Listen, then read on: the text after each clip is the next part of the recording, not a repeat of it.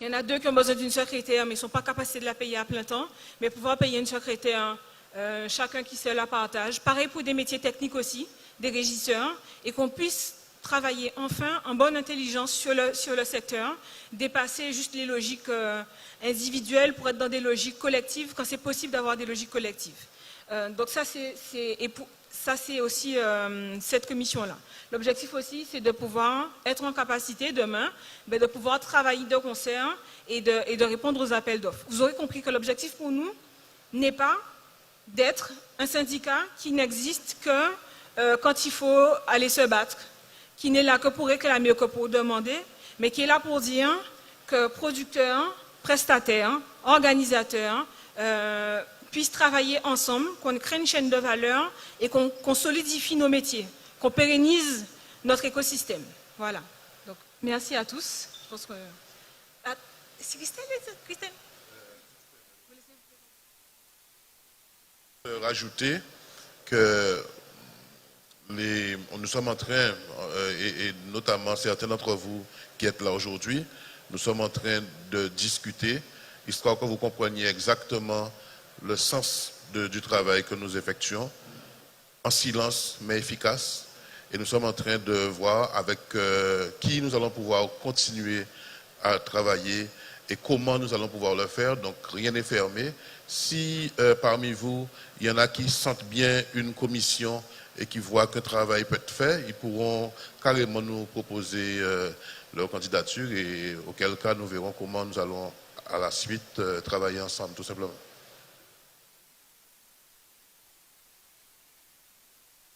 Alors, Rudy Séverin, je tiens déjà à vous remercier donc, pour votre présence.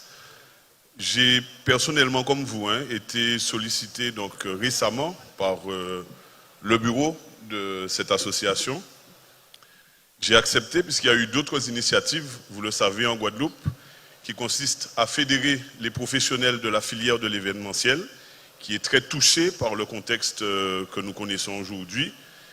Et j'estime encore une fois que, effectivement, le moment est encore venu, puisqu'il y a eu quelques années auparavant, d'autres initiatives qui consistaient à fédérer les professionnels. Et il y a dans la salle donc, des gens, des anciens représentants du Syndipro, en l'occurrence, qui étaient déjà à l'époque des initiatives qui visaient à nous regrouper pour pouvoir faire un état des lieux de la filière. En matière de chiffres, en matière de statistiques, il n'y en a pas toujours et quelquefois, il y a surtout des chiffres qui sont annoncés et qui ne sont pas fondés, alors que nous sommes un secteur, et vous le savez, qui génère énormément donc dans l'industrie culturelle, l'industrie de l'événementiel. Et je tiens à saluer Cyril, Didier, Fabrice, toute l'équipe du bureau qui ont tenu effectivement donc, à mettre en place ce groupement et solliciter toutes les énergies positives pour pouvoir justement faire un état des lieux et voir comment est-ce qu'on peut avancer dans les semaines, dans les mois à venir, dans un contexte de crise et dans un contexte où notre filière est fortement touchée. Je suis dans le métier, ça fait plus de 3 décennies. J'ai commencé principalement en tant qu'intermittent du spectacle, parce qu'on n'entend pas souvent parler d'eux, mais moi je l'ai été pendant très longtemps. On connaît la problématique des intermittents du spectacle. Par la suite, j'ai créé ma structure. Je suis, pour ceux qui ne le savent pas, donc depuis plus de 30 ans, donc producteur et éditeur dans la musique. Donc je produis des artistes, je suis affilié à la SACEM également en tant qu'éditeur. Et j'ai dû à un moment donné devenir organisateur de spectacles.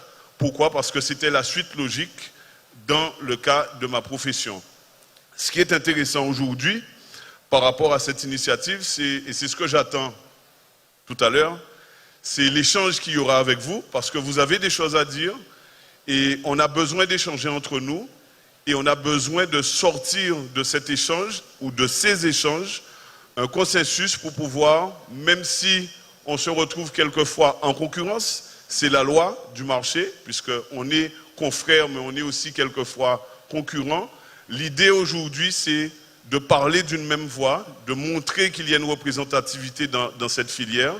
Et il semblerait que je sache plus ou moins bien m'exprimer, et je pense que c'est un petit peu aussi par rapport à cela que j'ai été sollicité pour présider la commission lobbying et structuration de la filière, puisque j'ai eu l'occasion d'évoluer donc à différents postes dans cette filière. Voilà. Merci à vous. Fabienne?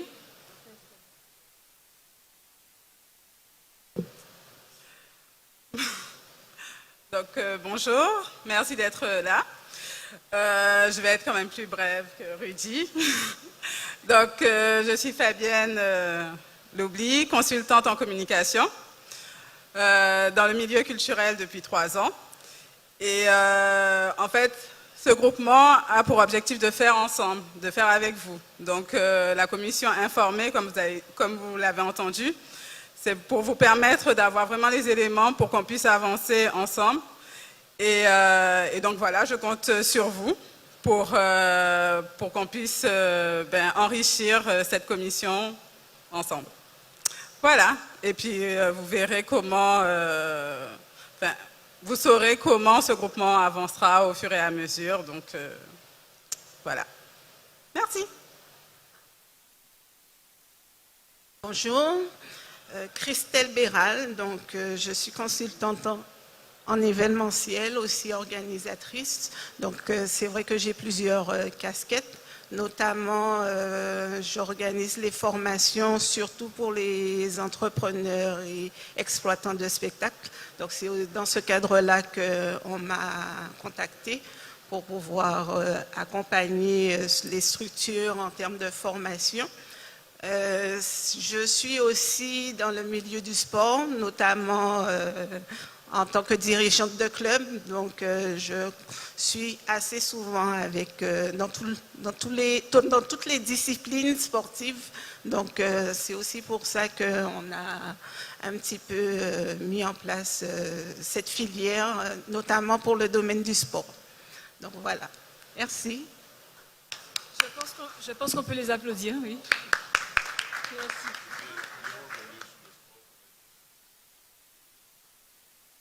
Merci beaucoup à tous. Je vais laisser Nadia, qui a mené le questionnaire qu'on a diffusé pendant le Covid, expliquer un petit peu les résultats qu'on a eus. Donc alors, le questionnaire est toujours ouvert. Donc on a fait une première analyse à partir de 105. Merci. À partir de une moyenne de 156 personnes. Depuis, on est à peu près à 170 personnes qui ont répondu au questionnaire.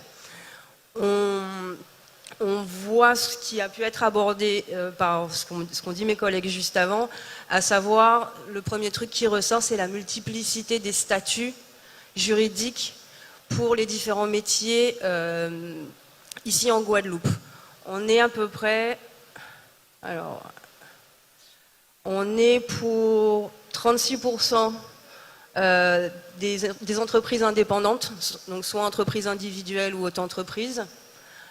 On est à 24% d'entreprises SA, SARL, un petit peu plus, qui ne fonctionnent pas sous les mêmes statuts juridiques. On a ensuite des intermittents, des salariés,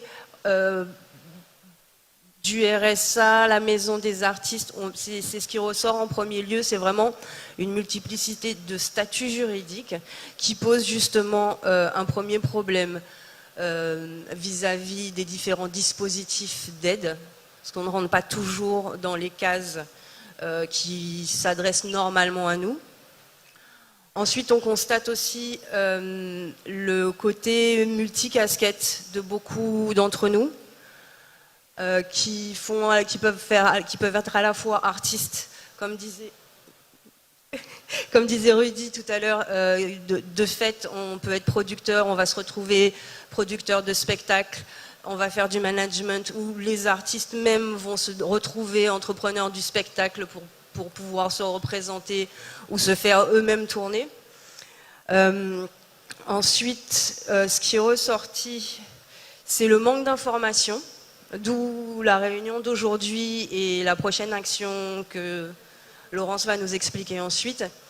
C'est justement le manque d'informations sur ce qui est à disposition, ce qui existe et ce qui est là pour nous soutenir ou nous informer. Ça va être en grande partie le travail de la commission informée, de pouvoir récupérer, creuser tous ces chiffres. Il est nécessaire, on l'a abordé, de faire une réelle étude d'impact pour avoir des vraies statistiques. Quoi d'autre ? On constate aussi que 80% des entreprises n'ont pas de salariés. Donc même sur une entreprise qui est déjà mise en place. Alors depuis qu'on a lancé le groupement GADE, on a eu plusieurs rencontres. Donc on en a eu une première. On a été auditionné par le Conseil économique et culturel de la région Guadeloupe, qui nous a auditionné, Sigil et moi, sur les problématiques de culture. On a été auditionné aussi par le Césaire, donc on a eu le temps de faire une contribution au Césaire. Et on a aussi rencontré avec la fédération, la région Guadeloupe, le Dijon. Ce qu'il en est ressorti, c'est qu'on milite pour une chose, c'est qu'on sorte d'une gestion et du sport et de la culture où on fonctionne par à-coup. Et vous le savez tous, quand on a des événements, même quand ils sont réguliers, on a toujours les réponses 2, 3 mois, quand on a de la chance, voire quelques semaines avant l'événement. Ça ne nous laisse pas le temps de nous organiser, ça ne nous laisse pas le temps d'innover, ça ne nous laisse pas le temps de prévoir sur du long terme. Donc la première des choses qu'on a voulu vraiment poser, c'est qu'il faut qu'on arrive en Guadeloupe à une gestion, que ce soit pour le sport ou pour la culture, qui soit pluriannuelle, qui nous permette vraiment de poser des jalons et de pouvoir créer concrètement sans être dans une gestion par à coup. Ça, c'est une première chose. Ensuite, dans les préconisations que nous avons faites à la région Guadeloupe, comme on vous l'a dit, il y a une multitude de statuts. Donc l'objectif pour nous était de faire des propositions qui puissent aider la plupart des entreprises de Guadeloupe et que ces aides-là puissent aller directement aux acteurs de l'événementiel sans créer d'effets d'annonce, sans créer d'effets d'aubaine et que l'argent ne soit versé à d'autres personnes qu'à nous-mêmes. Donc la première chose qu'on a proposée, c'est par exemple que le fonds pour les TPE qui aujourd'hui est accessible uniquement pour les TPE qui ont un maximum de 120 000 euros de chiffre d'affaires, qui soit ouvert à des TPE un maximum de 350 000 euros. Pourquoi ? Parce que nos métiers font que quand on fait un spectacle, quand on fait une grosse manifestation, on dépasse évidemment très rapidement ces budgets-là. On peut en faire un dans l'année et exploser largement les 120 000 euros qu'on nous demande. Donc pour les petites unités, qui puissent avoir accès à ce fonds-là. Ça, c'est la première chose qu'on a demandé. La deuxième, c'est que pour les loueurs de matériel qui auraient acheté du matériel très récemment, c'est-à-dire après octobre 2019, évidemment le Covid fait qu'ils ne peuvent pas amortir et qu'ils se retrouvent avec une trésorerie en moins, que pour ceux qui ont fait un investissement matériel, que la collectivité puisse les aider en prenant en charge l'amortissement sur les mois pendant lesquels on ne va pas travailler. Parce qu'il est évident que pour le moment, tous les grands événements ont été reportés à l'an prochain. Donc on est nombreux, même si le Covid est fini et qu'on parle de déconfinement, ce n'est pas ni le mois prochain qu'on va recommencer à travailler, on va retravailler l'an prochain. Donc on est sur 6 mois d'inactivité pour les grands événements.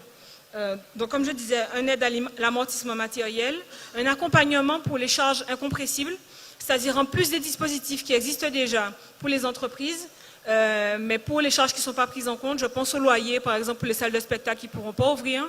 Je pense à toutes ces charges-là qui ne rentrent dans aucun dispositif et qui peuvent, à terme, mener l'entreprise à sa faillite. On a ensuite demandé des aides à la formation, parce qu'on l'a dit, on est nombreux aussi qui n'allons pas pouvoir travailler correctement ni concrètement, mais qu'on puisse très rapidement, c'est-à-dire pendant les mois de juillet et d'août, permettre à des chefs d'entreprise de monter des dossiers de formation de façon à ce qu'en septembre, ils puissent profiter de la période d'inactivité ou la période plus lente pour monter en compétence pour que 2021 commence mieux. Pareil pour les employés.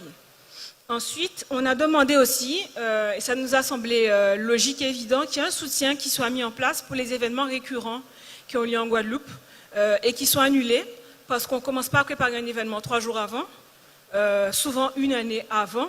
Donc tous les événements qui ont été annulés Je pense autour de la Guadeloupe, je pense au Holiday Inn, je pense à tous ces événements-là, ça, qui n'auront pas lieu cette année et qui vont être mis l'an prochain. Il y avait déjà des frais d'engagés. Donc on a demandé à ce qu'il puisse y avoir une aide entre 7 et 10 000 euros, 7 et 10 000 euros qui puissent être versés pour couvrir ces frais-là, que ça n'obère pas la comptabilité et la trésorerie de ces entreprises-là. Vous avez vu, en 5 mesures, l'objectif pour nous était de vraiment qu'on aille au cœur de nos problématiques. Ces propositions-là, on les a faites, on n'a pas encore eu le temps de faire, on n'a pas encore fait la négociation, on n'a pas encore eu le retour de la région. Il y a une annonce qui a été faite autour de 500 000 euros, qui nous paraît évidemment insuffisante pour le secteur, vu le nombre d'entreprises, vu la diversité des entreprises qui sont prises en compte. La proposition qu'on a faite là, nous on la chiffre à 2 millions d'euros. Donc les 500 000, on n'y est pas encore. Mais en fait, l'idée, vous avez vu, c'est qu'on puisse arriver directement à la personne qui organise, les personnes qui souffrent, qu'on puisse les aider directement et qu'elles puissent, elles, pouvoir assurer la pérennité de leurs entreprises. Voilà. Pour finir, alors on vous a présenté le conseil d'administration. Notre objectif n'est pas de faire du nombre. Notre objectif n'est pas de dire à tout le monde « venez chez nous »,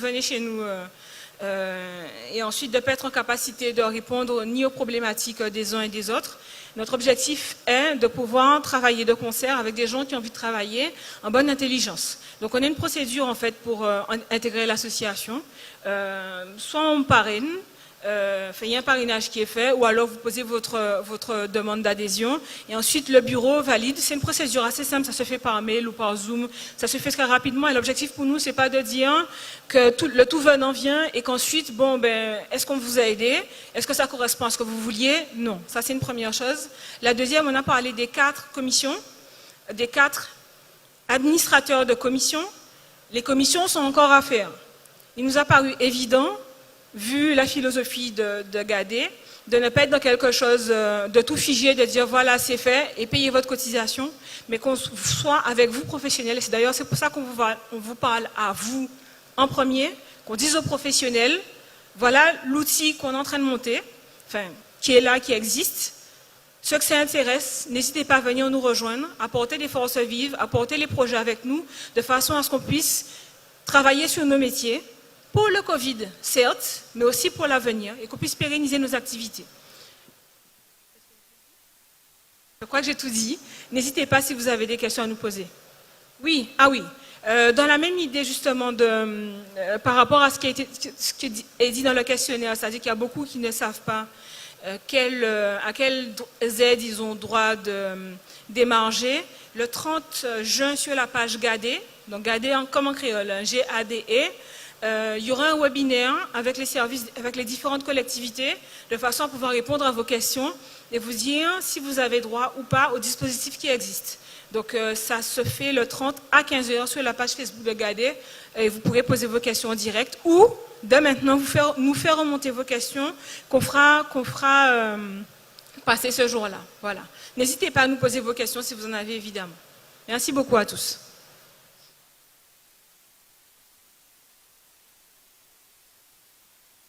Vous avez une question, madame? Voilà. Le micro est au milieu, pour les raisons que vous savez qu'on ne le fasse pas passer de main en main. Donc, n'hésitez pas à vous rapprocher et à poser les questions que vous avez.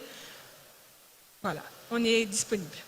Autre chose, les dossiers, on vous les enverra par mail ou par WhatsApp, comme vous voulez. Pour ceux qui veulent, il y en a quelques-uns imprimés ici, sans souci. Comme ça, les éléments qu'on vous a donnés, qu'on n'a pas pu faire passer malheureusement, vous pourrez les avoir en main pour poser vos questions.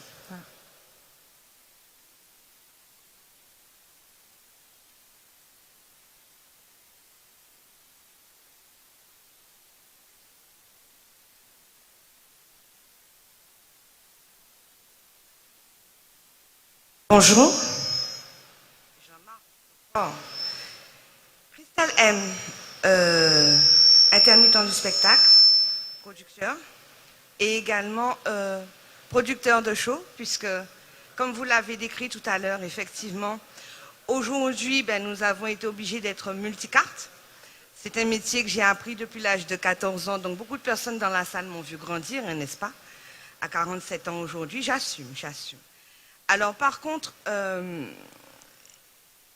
j'ai souhaité participer à cet événement, à ce rassemblement aujourd'hui, pour savoir un petit peu ce qui se fait, puisque nous, intermittents du spectacle, effectivement, nous avons une problématique, nous sommes obligés de nous organiser pour pouvoir évoluer dans un tissu culturel extrêmement compliqué.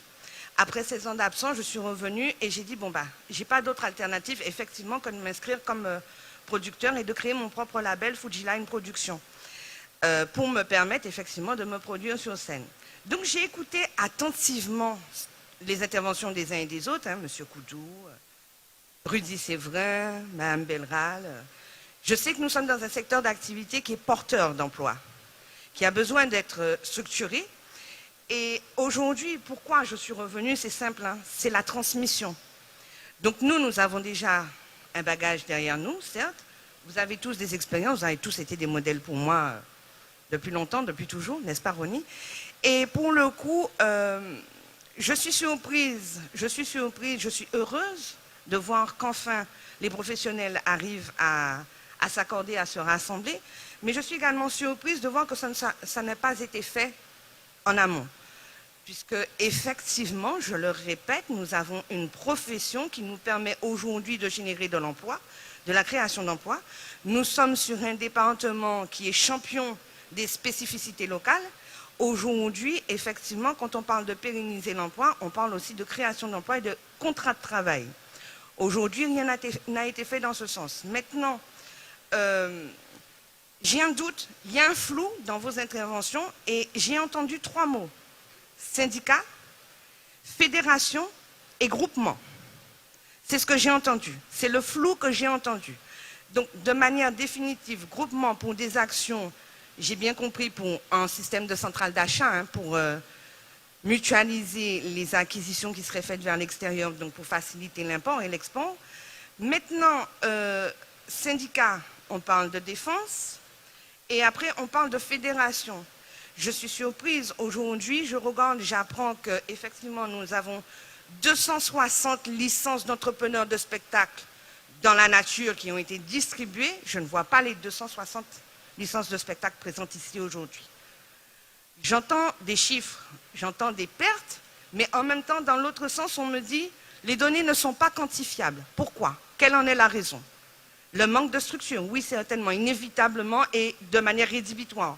Qu'est-ce qu'on fait pour ça? Donc c'est pour ça que je demande, on est où? Groupement, syndicat, fédération. C'est pour ça que je reviens sur ces 3 mots-clés que j'ai entendus aujourd'hui. J'ai presque envie de vous dire les 3 en même temps. Inévitablement. Voilà, j'ai envie de vous dire ça, mais j'ai surtout envie de vous dire que, vous savez, là où vous êtes, j'aurais pu traverser la rue, pas comme Macron, hein, mais venir à votre place pour dire exactement les mêmes choses que vous. Parce que nous sommes entre professionnels. Absolument. C'est pas parce qu'on est là, on ne parle pas ni à la région, ni au département, ni à une collectivité, on se parle entre collègues. Absolument. Toutes les questions que vous vous posez, je peux vous poser exactement les mêmes questions. Qu'est-ce que vous avez fait? Qu'est-ce que vous n'avez pas fait? Qui n'a pas fait? Qui a fait? C'est-à-dire que ce sont des questions qui vont rester ouvertes. Et si on continue à se les poser, je vous fais un pari, en 2030, on sera encore là à se reposer les mêmes questions. D'accord. Alors moi, je vais vous dire quelque chose. C'est très simple. Nous sommes entre professionnels de l'événementiel. Nous essayons et nous allons y arriver. Je suis convaincu et je ne vais pas vous laisser dire non plus que rien n'a été fait. Des choses ont été faites, il y a des gens ici. Je n'ai pas dit ça, c'est pas ce que j'ai voulu. Alors certainement, j'ai mal employé. On s'est bien compris, mais c'est pas grave. Mais c'est pas ce que j'ai voulu dire. Ni sur la forme, le fond, on n'a aucun souci. Mais moi, ce que je veux être clair avec ça, ayons des comptes à nous rendre, nous, par rapport à ce que nous faisons, nous, pour nous. C'est-à-dire qu'on ne peut pas être là à se demander qu'est-ce qui a été fait. Il faut se poser la question, qu'est-ce que moi j'ai fait, puisque vous dites que vous êtes dans le milieu à l'âge de 14 ans. Moi, à 15 ans, j'ai organisé mon premier spectacle au Centre des Arts. Alors, comme je vous ai précisé, ça je fait veux juste 4 ans vous que dire, je suis revenu. il n'y a pas de problème. C'est 2 ans, 1 an, 2 mois, il n'y a aucun souci. Ce qu'il faut retenir aujourd'hui, c'est que tous les professionnels qui sont là, tous, nous devons de travailler ensemble pour justement ne plus se poser la question, qu'est-ce qui a été fait? Il faut qu'on se dise aujourd'hui que nous devons travailler ensemble pour atteindre un même et seul objectif. Alors, pour cela, il faut que vous, en retirant les mains de vos poches, Pardon. et tous ceux qui sont là, eh bien, que chaque personne mette la main à l'édifice, tout simplement parce qu'on ne pourra plus demander à qui que ce soit des comptes sur quoi que ce soit. Puisqu'il s'agit... pas de prendre des comptes, c'est que pour pouvoir mener une action et pour pouvoir monter sur le plan national, il faut nous répondre à la question là, quand on peut peser. Et aujourd'hui, nous ne pouvons pas répondre à la question là. Non, mais nous peser. on ne peut pas partager pessimisme. Non, parce c'est que pas du pessimisme. c'est justement là où nous qui additionner connaissance en nous, que nous pouvons répondre à toute question qui est posée face à nous. Mais si nous n'avons pas fait ça, de toute façon, nous n'avons encore moins de chance de répondre Alors, à d'où ces ma questions-là. question suivante, et je suis d'accord avec vous, monsieur Ochis, complètement. D'où ma question suivante. Quels sont les process, quels sont les moyens organisationnels que nous pouvons aujourd'hui mettre en place pour justement répondre à ces questions qu'à nous apaiser? Parce que clairement, nous avons un tissu culturel qui est riche, nous avons des événementiels et des professionnels qui sont présents sur toutes les filières. La démarche de professionnalisation existe et doit être développée pour pérenniser les emplois. Et c'est pour ça que je parlais de création de contrats de travail peut-être développés et penser à l'intérêt de développer des contrats de travail spécifiques à la filière elle-même, de manière générale. C'était retracé pour pouvoir proposer. C'était cela ma démarche. Et non pas de taper sur le doigt. Non, aujourd'hui on y est, on est assis. Qu'est-ce qu'on fait? Comment? Quelles sont les procédures organisationnelles et correctives pour les non-conformités que nous sommes aujourd'hui en mesure de mettre en place pour pouvoir mener ces actions à leur terme? C'est tout. Qu'est-ce qu'on vise? J'ai bien compris. Alors, je vais passer la parole à Cyril et à Nadia, mais moi, ce que j'ai envie de dire aujourd'hui, c'est justement pour répondre à toutes ces questions-là que nous sommes là. Donc, c'est bien de les poser, mais c'est bien aussi que chacun comprenne qu'il s'agit de nous et que tout à l'heure, lors des avancées, que vous vous proposiez pour une commission, pour justement qu'on puisse, mais plaisir partagé, qu'on puisse justement s'unir pour travailler. Parce que c'est peut-être ce qui nous a manqué, à défaut de dire que rien n'a été fait, des choses ont été faites. Sinon, on ne serait pas là aujourd'hui. Non, mais c'est ça. Il y a des gens qui, depuis des années, ont œuvré pour l'évolution de ce métier-là. Je vois Oni Pizio dans la salle. Bien sûr. Je ne vais pas lui envoyer des fleurs puisque... Non, il en mérite tu pas. peux me regarder, Oni? Non, il ne regarde pas les gens. Voilà, Oni est là. Oni fait partie des gens qui ont permis à notre métier, encore aujourd'hui, d'être là. Il faut le reconnaître. Inévitablement. Quoi qu'on dise.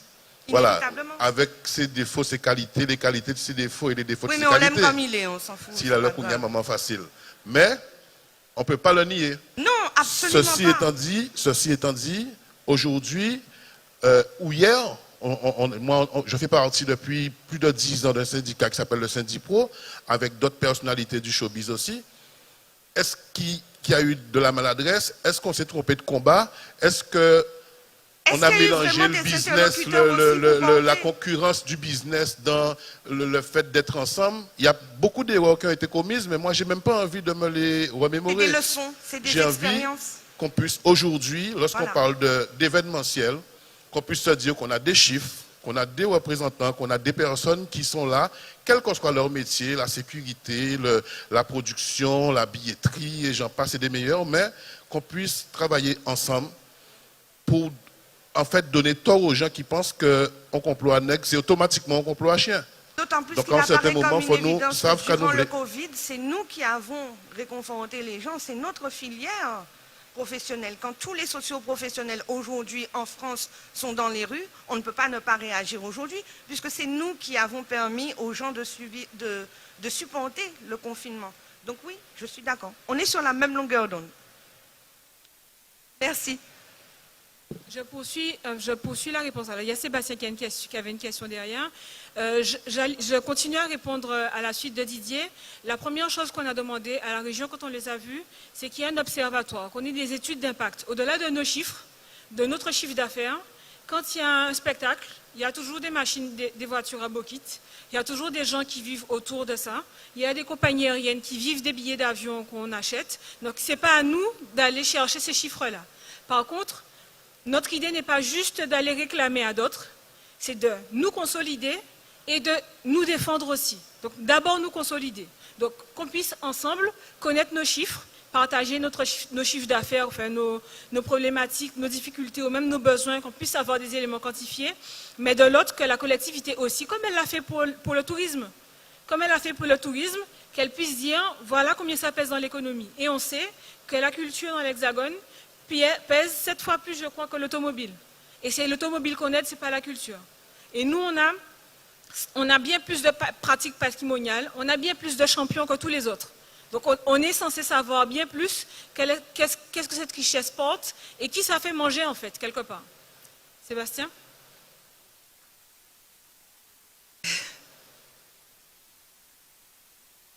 On m'entend pas, je sais pas. Sébastien, Célestine Olmol. Alors moi j'avais juste 2 points. Déjà je m'excuse parce que je vais devoir partir après la réponse. On m'entend pas? Un peu. J'ai pas l'habitude d'être de ce côté-là du micro, c'est pour ça. Donc je disais, oui, la partie professionnalisation, je trouve que c'est très bien. Et notamment ce que Didier a dit, parce qu'effectivement on se retrouve, et nous dans notre profession sur la billetterie, à devoir faire des choix souvent entre travailler avec des événements marrons ou pas, peu importe leur ampleur, puisqu'il y en a même des très gros où il y a des gens qui déclarent rien, qui n'ont pas de structure, etc. Donc ça, je trouve que c'est très bien. Et ça a un impact derrière, notamment sur ceux qui payent des cotisations ou pas, et le fait qu'on soit accompagné ou pas, enfin que vous soyez accompagné ou pas à votre niveau. Et ça, il faut que tout le monde soit conscient de ça. Et un point qui n'a pas été évoqué, je ne sais pas si ce sera porté par l'association, dans les échanges, discussions et vos interventions, vous aviez parlé un peu du travail sur tout ce qui est agence pour la culture, agence culturelle à travailler avec la région. Est-ce que c'est un dossier qui sera porté par l'association ou est-ce que c'est hors du cadre de l'association? L'agence ne sera pas portée par l'association. Mais l'initiation de ça en tout cas.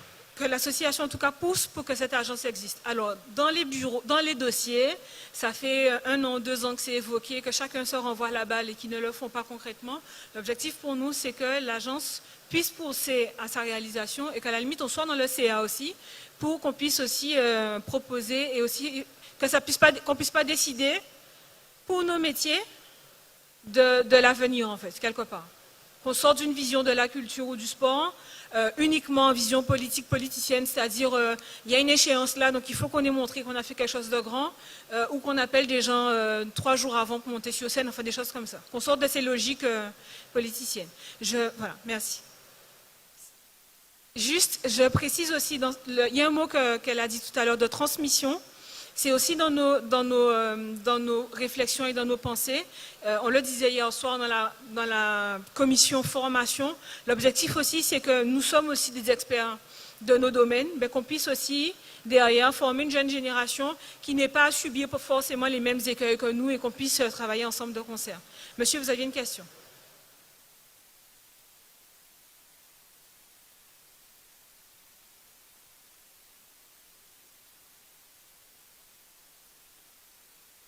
Bien, alors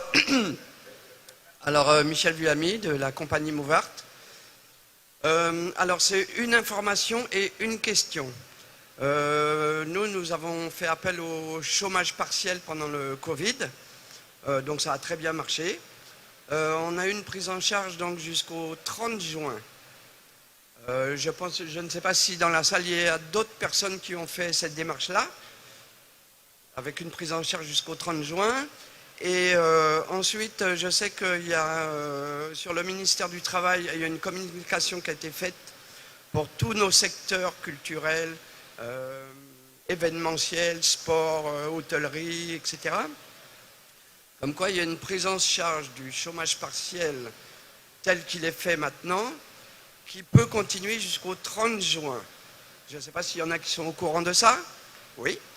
Il y a une ordonnance. Oui, il y a une ordonnance du ministre. C'est jusqu'au 31 décembre. Enfin, moi, ce que j'ai vu, c'est jusqu'au 30 juin, pris à 100%, c'est-à-dire comme il y a eu là. Mais qui peut, oui, mais sous une autre forme, apparemment, etc. Non, enfin bon. Et donc, j'ai vu ça. Il y a eu une ordonnance qui a été prise par le gouvernement très récemment. Je crois que c'est le 25 juin, quelque chose comme ça, 24-25 juin. Il n'y a pas encore de décret. Le décret est écrit mais non signé. Moi, Alors, j'aimerais savoir si d'autres ont fait ça ici. Moi, j'ai écrit un mail à la DIECT de Guadeloupe pour savoir la manière dont on pouvait faire pour prolonger ça. Alors, ils m'ont proposé de faire un avenant à la demande initiale d'activité partielle, mais qui ne pouvait pas prendre tout en charge et que la demande soit motivée, et qu'elle soit, enfin, que l'on dise bien pourquoi, que ce soit motivé, etc. Alors j'aimerais savoir si parmi vous, si dans le bureau il y a des explications là-dessus, est-ce qu'il y a des gens qui ont fait une demande d'avenant pour l'activité partielle et quelle réponse ils ont eue? Alors, ça tombe bien parce que pour ma part, j'ai obtenu la prolongation et c'est juste qu'il faut aller se connecter sur Internet. Mais ça montre bien qu'on a des difficultés à obtenir les informations, même en local. Et c'est pour ça qu'on a besoin aussi de se fédérer, se réunir. La preuve, votre question vous permet d'avoir une réponse. C'est pour ça que c'est important qu'on se réunisse tous et à travers une structure pour pouvoir avoir des solutions à nos problématiques. Et surtout en cette période de difficulté. Je pourrais t'expliquer tout à l'heure comment j'ai fait. Est-ce qu'il y a d'autres questions? Besoin de précision? Je suis content qu'on ait été aussi clair alors. Allez. Francis?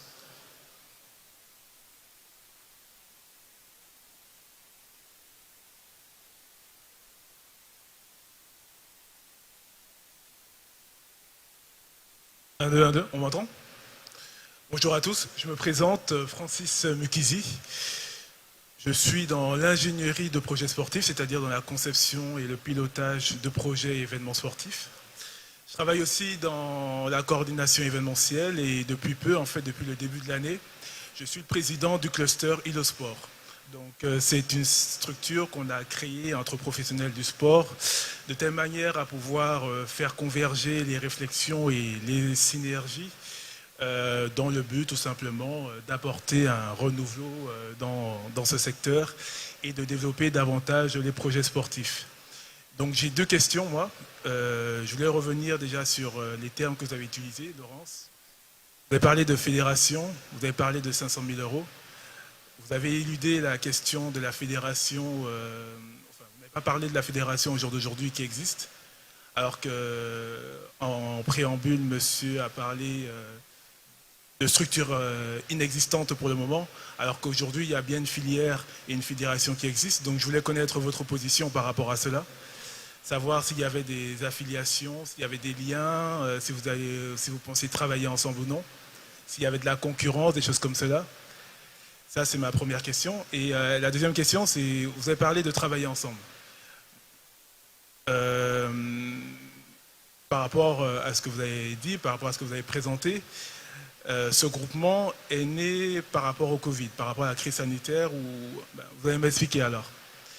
Voilà. L'idée est de savoir, voilà, dans quel cadre a été créée justement cette structure. Vous avez parlé de travailler ensemble. Et moi, la question que je me pose, c'est, voilà, en Guadeloupe, nous avons des événements qui sont récurrents, qui reviennent d'année en année.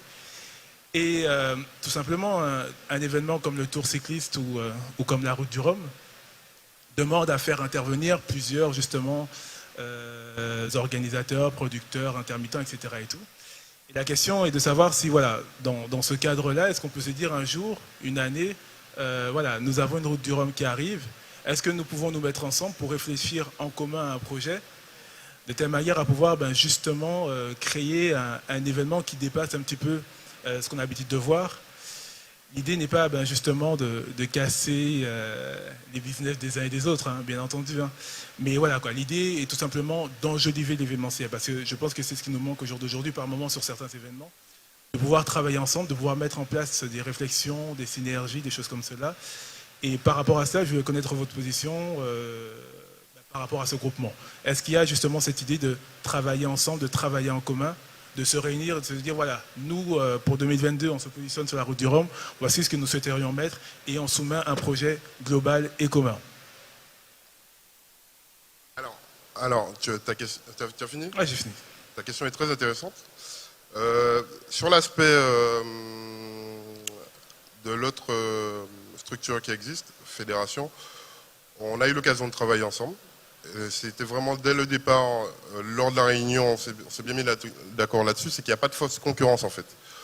On a des missions différentes et on est surtout complémentaires. Complémentaires pourquoi? Parce que ils sont dans une dynamique de remonter des informations de toute la filière, alors que nous, on est dans une dynamique de travailler vraiment ensemble pour pouvoir mener des actions communes et créer des synergies. Et ce que tu as dit par rapport au groupement et la possibilité de se regrouper à certains moments, c'est une des actions qui fait partie d'une des commissions, en fait. Enfin, dont une commission a pour mission. Donc, effectivement, notre but, c'est vraiment de créer des synergies sur cette commission-là. Ensuite, sur l'aspect travailler ensemble, il est important de comprendre que ce n'est pas un groupe de personnes qui va travailler, les 6 membres du bureau plus le conseil d'administration, c'est vraiment l'ensemble des opérateurs qui sont par exemple aujourd'hui présents, qui peuvent rejoindre les commissions et faire vivre l'association en fait. On n'a peut-être pas insisté assez suffisamment là-dessus. Les commissions ont un vrai rôle à jouer. Ce sont des forces, des propositions. Et si vous êtes là aujourd'hui, vous pouvez à terme rejoindre des commissions et pouvoir mener à bien des projets. Voilà. Donc, juste revenir, hein, donc, par rapport à la fédération et le groupement qui est là, aujourd'hui vous êtes en train de nous dire qu'on peut cotiser à la fédération et cotiser aussi au groupement Gadé. Il n'y a pas de problème à ce niveau-là. On n'est pas dans. On a mené des discussions de rapprochement. C'est en cours aussi, mais pour l'instant, on travaille de notre côté. On a fait un texte commun à la région Guadeloupe, notamment sur la restitution de chiffres. On a fait un texte commun et on a fait des propositions de notre côté. Voilà. Juste pour préciser, tu demandais quand est-ce que ça s'est créé le groupement. Comme on l'indiquait, on est des professionnels qui travaillons ensemble, même si par ailleurs on a nos événements, on arrive à travailler de concert. Donc c'est de là que c'est parti. Entre le Festival de Sigil et moi, il y a des rapprochements depuis un certain nombre de temps. On l'a vu dimanche dernier, Acoustique Live. C'est clairement le fruit de 2 producteurs d'événements qui se mettent ensemble pour créer quelque chose ensemble. C'est vraiment dans cette optique-là qu'on est, c'est parce qu'on travaille déjà ensemble, même si on a nos projets communs et nos entités particulières, ça n'empêche pas que sur des points particuliers, on puisse se mettre ensemble pour travailler. Donc c'est dans cet objectif-là qu'on est. Vraiment en bonne intelligence, quand c'est possible, on mutualise, et le reste du temps, on a nos entités, on s'organise, on travaille ensemble. Qu'on sorte d'une logique forcément de concurrence, de casser les uns les autres, il y a de la place pour tout le monde, il y a différentes façons d'aborder le problème, nous on en propose une. Voilà. Juste pour finir aussi, la cotisation pour cette année, elle est de 100 € pour les personnes physiques, 150 € pour les personnes morales.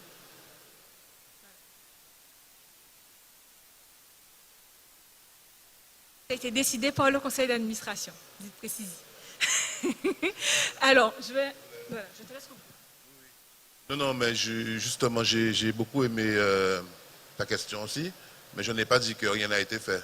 J'ai dit justement, j'ai dit le contraire. J'ai dit qu'il y a pas mal de choses qui ont été faites, mais qu'on en est encore là aujourd'hui, à refaire et à faire. Donc ça veut dire qu'il faut tirer les conséquences de ce qui a été fait. Mais jamais cracher sur son passé.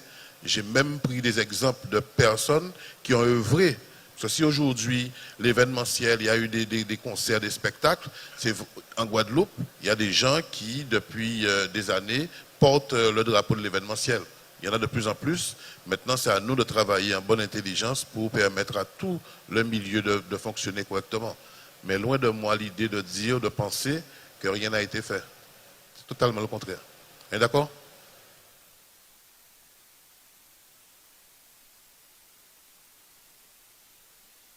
Donc, s'il n'y a pas d'autres questions, Ah, une dernière question. Oui.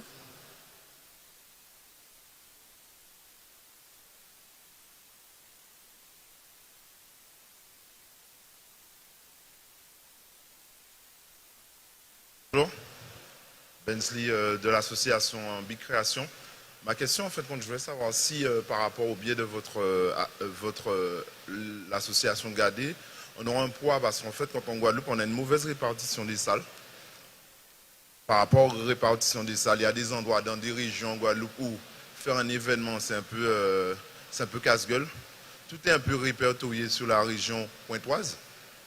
Mais tout ce qui est dans le nord Grande Terre ou nord Basse Terre, on est un peu... c'est un peu chaud pour aller trouver ces gens-là, où on peut trouver ces gens-là pour nos événements. C'est juste ça. Et je voudrais savoir par rapport aux réunions d'information, parce qu'on a vraiment des manques d'informations en Guadeloupe. Ça fait au moins une dizaine d'années que je suis dans le métier. Et on n'est pas vraiment informé. Ça veut dire qu'on est toujours en décalage par rapport à la France métropolitaine. On ne connaît pas vraiment nos droits. Ça veut dire une association comme vous. Est-ce qu'on aura des réunions sur tout ce qui va sortir pour être vraiment au fait de ce qui se passe en métropole? Parce que ici, les gens croient que le métier qu'on fait, c'est un métier de rigolade, mais des fois, on risque nos vies, nos familles. On est toujours sur les routes pour produire des spectacles et les gens ne prennent pas ça au sérieux. C'est-à-dire, nous-mêmes, si on va mieux se former, je pense que ça peut mieux nous aider. Merci beaucoup. Alors justement, je pense que ce sera le rôle en partie de cette commission information qui aura à la fois un objectif de veille de toutes ces informations, faire remonter, faire circuler entre nous pour justement une meilleure connaissance des possibilités, de nos droits. Et on n'a pas parlé du rôle de synchronisation entre les commissions qui va être primordial parce que certains projets vont nécessairement se croiser. Formation, information, achat groupé, lobbying, action groupée, pardon, lobbying, ce sont des choses qui vont nécessairement, comme on disait, fonctionner de manière transversale. Donc oui, vraiment l'objectif c'est de fonctionner comme filière en tant que force économique. On a parlé aussi de groupement d'employeurs à terme. C'est vraiment agir comme un secteur et une filière, c'est ça l'objectif, je pense.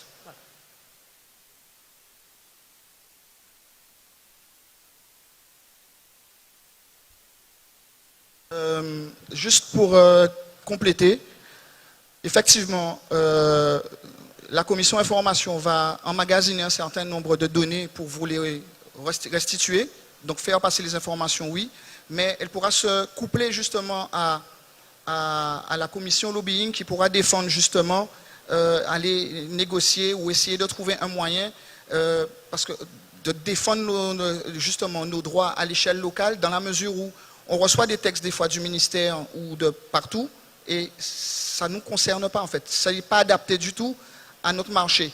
Donc le but aussi de la commission lobbying, ce sera un peu aussi d'essayer de trouver des solutions, des pistes et de faire remonter à qui de droit ce type d'information. Salut tout le monde. J'ai une question par rapport à la fédération. Ils se tardent de dire qu'ils ont 500 000 euros, que la région leur a filé 500 000 euros. Je veux bien comprendre, ça ne me dérange pas. Mais ces 500 000 euros, ils sont fictifs, ils vont arriver quand et ils seront redistribués comment? Donc, je sais que ce n'est pas à la fédération que je pose la question, mais comme vous parlez avec cette fédération, j'aimerais savoir où on en est avec cette histoire de 500 000 euros. Bien que madame a dit qu'il faudrait 2 millions. Alors, on est très, comment dire, on n'a pas de problème à discuter de ça, parce qu'en fait, l'idée, c'est lorsqu'on a eu la réunion avec la région le 10 juin, le 10 juin, c'était le 10 mai. Enfin, bref, on a eu une réunion avec la région, et l'idée, c'était de proposer des solutions lors de cette réunion-là. Ce que nous, on a proposé, c'est la mise en place d'un fonds, avec des critères d'attribution. Il y a un chiffre qui a été annoncé de 500 000 euros. Très rapidement, on va engager des actions, puisqu'on est déjà en discussion avec la direction économique, pour leur dire que selon Gadé, ce n'est pas suffisant pour aider le secteur. Surtout qu'ils ne parlent pas uniquement de l'événementiel, ils parlent de toute la culture en fait. Donc 500 000 euros au rapport de ce que nous, on a consolidé par rapport au questionnaire, c'est très insuffisant. Et effectivement, on a estimé que par rapport au dispositif qu'on a proposé, il faudrait 2 millions. Donc, il y a un combat qui sera à mener et c'est aussi le rôle de Gadé de mener ce combat-là. Et s'il le faut, de faire entendre notre position. Alors, pour répondre à ta question, oui, pour répondre à la question, c'est un fonds qui est alimenté par la région et qui est distribué par la région. Ben, les critères sont en train d'être définis, on discute, et normalement on est censé revoir la région pour en discuter.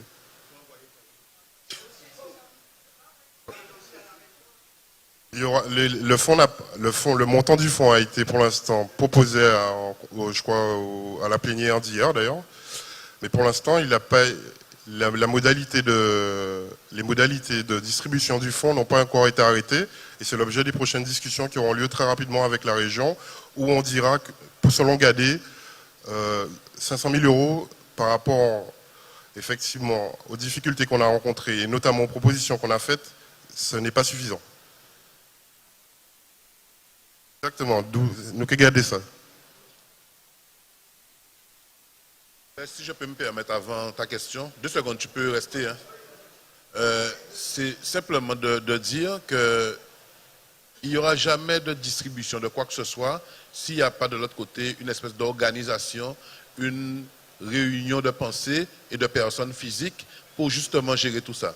Parce que je vois mal la région où aucune autre collectivité envoyer sur mon RIB à moi 500 000 € et me dire, bon écoute, gère ça, donne un peu à David Pierre, donne un peu à... Donne 450 000 à Ronnie Pizio et c'est pas 50 000 entre les autres. Je vois mal les choses se passer comme ça. Sinon, si c'est au prorata, Ronnie aura 489 000 € et nous qui étions acquis 11 000 pour 50 000. Donc, ça ne peut exister que si justement on est dans un schéma d'union et qu'on parle le même langage et que toutes les collectivités se rendent compte qu'il y a des entités qui représentent la profession et qui sont aptes à discuter et à échanger avec elles.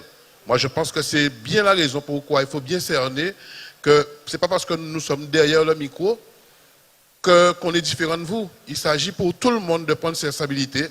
Nous, on a pris les nôtres. Mais que chacun prenne ses responsabilités et se dise qu'il est temps que nous puissions travailler ensemble pour gagner ensemble, tout simplement.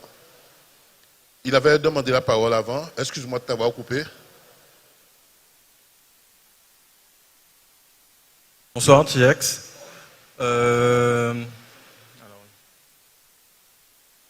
L'événementiel en Guadeloupe, c'est séparé sur 2 axes majeurs. Sport, culture, musique. Quelle est la place au sein de Gadé de cette matière première, les sportifs, les créateurs, les artistes? Ont-ils été conviés à cette réunion? Et voilà, quel est leur rapport par rapport à eux? Non, parce qu'on a fait un choix. L'idée pour nous n'est pas de rassembler des gens qu'on ne pourra pas forcément défendre. D'ailleurs, je pense que ce serait intéressant qu'il y ait des organismes représentatifs des artistes ou autre chose qui puissent, elles, participer à Gadé. Parce que pour nous, on n'a pas voulu faire un gloubi-boulga dans lequel on rassemble tout le monde. Le problème des intermittents du spectacle en Guadeloupe est énorme, puisqu'ils sont très peu à pouvoir avoir une intermittence, vu que les mairies ou les autres ne peuvent pas forcément, ou ils ne sont pas au courant de leurs droits. Ce sont des problématiques qui sont spécifiques. Donc nous, on a voulu rester sur la partie événementielle et les problématiques de l'événementiel, c'est-à-dire comment on reçoit les gens, comment on fait l'innovation dans ces cadres-là, comment on respecte les règles de sécurité ou autre chose, mais en espérant qu'en nos seins, on aura des personnes représentatives, des sportifs ou autre chose, qui pourront, elles, les représenter et les défendre. Parce que ça demande aussi une expertise particulière de pouvoir défendre un sportif. Ça veut dire de connaître le milieu du sport, de connaître quelles sont les meilleures décisions à prendre, comment faire pour les orienter, comment faire pour les aider. Et c'est totalement autre chose que le moment de l'événement, le moment de la course. Donc c'est volontairement que ce soit les professionnels, prestataires, producteurs. C'est important pour nous aussi d'avoir les producteurs pour créer cette filière-là sur l'événementiel, à charge pour ceux qui sont à la base, ben de s'organiser, de nous rejoindre, que des personnes représentatives puissent nous rejoindre aussi. Voilà, oui.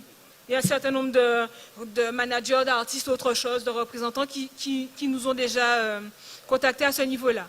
Mais enfin, Gadé n'est pas ne va pas se substituer à eux pour les représenter ou alors dire venez et on ne va pas vous représenter parce que c'est spécifique, tout simplement.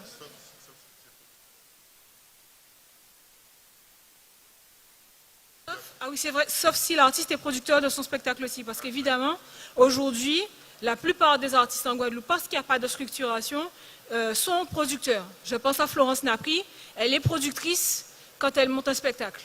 Elle n'est pas juste une artiste qui vient chanter, qui propose son idée et tout le reste. Je vois Jenny aussi. Donc ce sont des gens qui sont producteurs de leurs événements. Donc évidemment, ils peuvent venir. Maintenant, de là à se dire qu'on va être en capacité de créer toutes les filières et tout ce qu'il faut pour que l'artiste puisse rester un artiste, c'est un autre champ d'expertise. Et on préfère rester sur ce qu'on maîtrise déjà pour commencer, en tout cas au départ. Pardon, il y a avant toi quelqu'un qui a demandé la parole, Rony.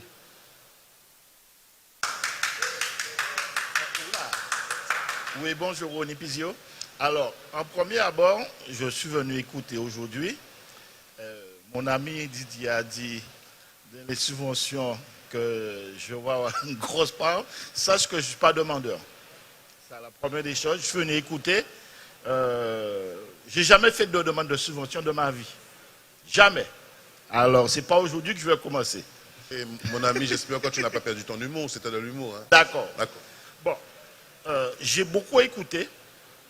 Il y a quelque chose qui me dérange. Ce métier est cadré. Et on parle beaucoup, mais on ne parle pas de l'ordonnance 1945. Et c'est l'ordonnance 1945 qui est notre code de notre métier pour pouvoir se présenter devant l'État, devant les collectivités. Et on ne parle pas de l'ordonnance 1945. Et je pense que j'ai écouté l'autre syndicat en visio, j'arrive chez vous, la même chose. Moi, je pense qu'à la base du métier, il faut qu'on parle de l'ordonnance 1945 pour pouvoir évoluer. C'est l'ordonnance 1945 qui nous permet de parler avec les institutions, être déjà en règle, pouvoir parler avec les institutions. Parce que tout le monde peut dire qu'on a tel chiffre d'affaires, mais est-ce qu'on est en règle même pour pouvoir parler avec l'État, avec les collectivités, avec la DAC? Et à ce moment-là, dès qu'on commence à parler de 1945, on peut aller très loin. Cette réunion-là que je constate aujourd'hui, j'en ai fait pas mal, et on n'arrive pas à réussir parce que... Qui j'ai expliqué ça? Pour ne pas vexer les gens. J'ai toujours dit que j'ai participé avec des corrections avec les préfets, avec les ministres de la Culture lorsqu'ils venaient en Guadeloupe. Il est clair que les lois de la métropole ne peuvent pas être appliquées chez nous. Et je me rappelle, chaque fois on posait la question aux ministres qui venaient chez nous, ils disaient que ce sont nos députés qui ont demandé, je me rappelle, je ne vais pas vous dire le nom du député, et lorsque c'est arrivé à l'Assemblée nationale, les députés ne connaissaient pas la loi de ce métier. Lorsqu'on lui a posé la question, est-ce qu'on doit appliquer cette loi chez nous? Ce mec-là a dit, il n'y a que la loi, si la loi est bonne pour la métropole, il est bon chez nous, sans savoir réellement qu'est-ce que c'est ce métier. Ce métier a des problèmes. Les 500 heures qui ne peuvent pas être appliquées chez nous, il y a des choses qui ne peuvent pas être appliquées chez nous. Il y a beaucoup de boulot. Il y a beaucoup de boulot pour pouvoir appliquer... comment vous expliquer ça? On n'a jamais pu réussir dans ce métier parce qu'il y a toujours deux syndicats. Deux syndicats qui ont des idées d'une autre manière. Aujourd'hui, il y a Cyril qui arrive avec un autre syndicat qui a une autre manière et on va toujours être buté devant les hommes politiques. Ils se servent toujours de ça pour pouvoir diviser. Et moi, je me rappelle... on a eu beaucoup de demandes, hein, les élus, les hommes politiques, l'État qui a voulu aider cette profession, mais il y a toujours des tiraillements de chaque personne a des idées qui n'arrivent pas à fédérer. Moi, je dis qu'en 2020, essayons de trouver des idées concrètes qui arrivent à fédérer tout le monde et d'arriver devant les collectivités, devant l'État. L'État est demandeur, hein? Parce que l'État remet bien mais que ce métier soit assaini, que soit représentatif. Je me rappelle, il y a 25 ans, l'INSEE avait fait un rapport que cette métier-là pesait énormément. Et ce métier-là, sachez bien qu'on est le seul métier en 25 ans qui n'a jamais augmenté. Nous, les coûts de production augmentent, mais nous, on n'arrive pas à augmenter nos entrées. Alors, si vous voulez que nous, on est vraiment à la traîne. Alors, moi, je vous dis là, franchement, Cyril, avec toute son équipe, courage, mais vous avez du boulot. Alors, je vais déjà dire tout de suite, ce n'est pas le syndicat de Cyril Koudou. La preuve, c'est que tout le monde a parlé. Oui, mais je représente dans les textes l'association, mais ce n'est pas le syndicat. Et la preuve, vous avez bien vu que je ne suis pas le seul à parler, et que tout le monde parle, et que tout le monde a la même vision. Ça, c'est important déjà au départ, en fait. On a beaucoup échangé au départ sur le... Merci. On a beaucoup échangé au départ sur pourquoi, effectivement, les structures n'ont pas marché. Ce qu'on s'est dit aussi, c'est que, en fait, tu as parlé de l'ordonnance 45, les métiers de l'événementiel, ce n'est pas uniquement le spectacle, même si c'est ce que les politiques voient, en fait. Les politiques voient, quand ils pensent culture ou événementiel, ils pensent producteur de spectacle. Ce n'est pas que ça. C'est toute une chaîne et une filière d'activités qui est imbriquée. Et si on est tous ensemble, le poids sera encore plus important.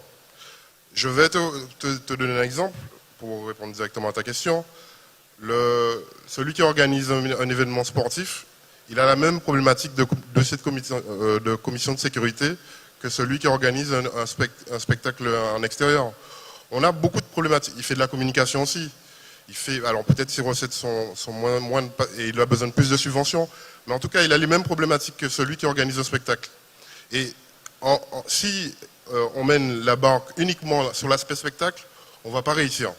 Parce que dans la tête, et c'est malheureux, mais c'est dans la tête des politiciens, le producteur de spectacle gagne de l'argent. Ça, je l'ai vécu sur des dossiers de demande de subvention que j'ai fait personnellement. J'ai des exemples, on pourra en discuter tout à l'heure quand on va boire un verre tout à l'heure. Pour eux, oui, ça ils le savent, ils le voient pas non plus, qu'on a beaucoup de frais, mais ça c'est une problématique. Mais on a beaucoup de points communs, tous ensemble dans le milieu de l'événementiel, et souvent le producteur, s'il est pénalisé, ça impacte aussi la chaîne. Et la chaîne, donc c'est comme Laurence l'a dit tout à l'heure, c'est l'ensemble des prestataires. Donc, si on réussit à se réunir, et on a déjà commencé à le faire, puisque, comme on vous l'a dit, on est déjà une vingtaine à travailler actuellement, et on vous invite à nous rejoindre pour, justement, mener ce combat-là. Si c'est tout le milieu de l'événementiel qui se rejoint, on sera plus fort et on sera plus écouté. Ça passe aussi, et c'est important, plus on sera nombreux à demander des chiffres, à demander une étude d'impact, plus on sera écouté. C'est aussi simple que cela. Vas-y. Enfin, il avait demandé. Alors, j'ai juste une question à propos de l'association. J'aimerais savoir, est-ce que vous comptez, vous, pour vos charges de fonctionnement, demander des subventions? C'est pour connaître un petit peu le fonctionnement. Est-ce que vous comptez avec si vous touchez des subventions pour les frais de fonctionnement, afin de vous décharger un peu de votre travail, est-ce que vous prévoyez d'employer, par exemple, une secrétaire ou des choses comme ça, afin de décharger un petit peu le travail des bénévoles? On va prendre aussi la question de Kirol parce qu'on va devoir conclure, mais on va répondre à ta question. C'est noté. Vas-y.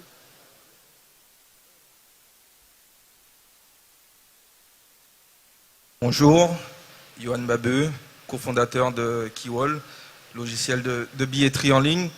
Donc déjà, félicitations pour la démarche que vous avez entreprise. J'entends beaucoup parler de subventions, etc. Moi, je parlerai essentiellement de la partie professionnalisation et du coup le volet formation.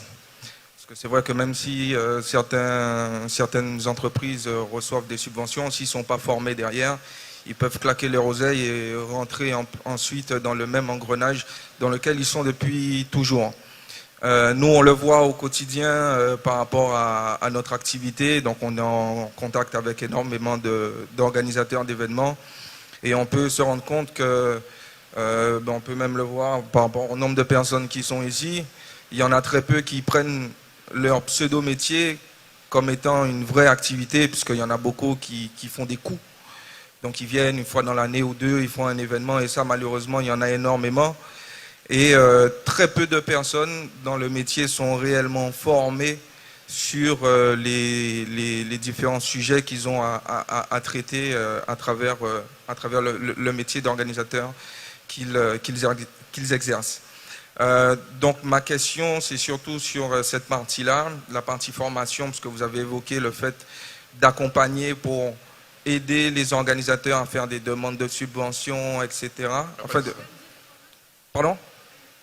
Voilà, donc sur cette partie formation, est-ce que vous avez déjà décliné des pôles sur la partie, je sais pas, comment apprendre à communiquer, comment gérer la logistique, comment gérer la billetterie, comment, enfin voilà, est-ce qu'il y a déjà des déclinaisons en tout cas là-dessus? Pas fini? C'est bon? Alors, sur l'aspect, comme on l'a dit aussi dès le départ, en fait, les commissions ne sont pas encore, les responsables des commissions ont été nommés. Les commissions n'ont pas encore commencé à travailler puisqu'on va commencer cette semaine le recrutement. On voulait vous rencontrer d'abord pour que vous puissiez d'ailleurs vous proposer pour rejoindre les commissions. Les commissions, comme je l'ai expliqué en amont, sont autonomes et fonctionnent en fonction d'où la nécessité d'avoir vraiment une commission avec beaucoup de secteurs d'activité et aussi de métiers pour pouvoir répondre à des problématiques bien diverses. Si on se rend compte qu'effectivement sur tel secteur d'activité on a besoin de formation, la commission formation mettra en place ces formations. Pour répondre sur la question des subventions, on est actuellement en train de... Donc, on a eu un premier conseil d'administration hier avec les membres du conseil d'administration et le bureau que vous avez vu. On est en train de finaliser le budget et on va le voter lors du prochain conseil d'administration. Sur la question des subventions, on a évoqué ça hier soir. Oui, on risque de demander des subventions. Cela étant, ça ne nous empêchera pas d'être indépendants. et non plus sans influence non plus. Voilà.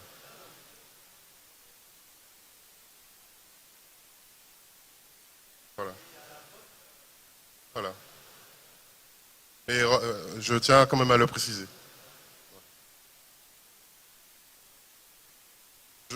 S'il y a plus d'autres questions, on va en discuter autour d'un verre, David. Il y a des bières. On va en parler tout à l'heure.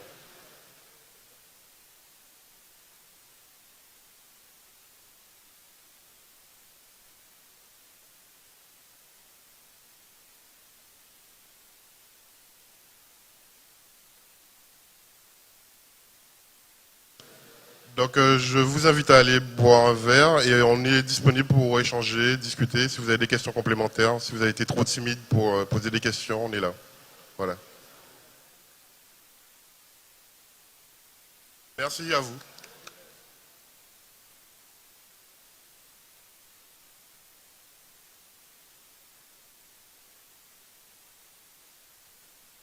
Les membres du CA, vous pouvez venir.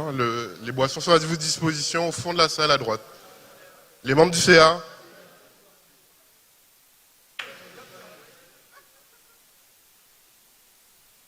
Oui, dis. Hein? Ah ouais, merde. On va aller là-bas.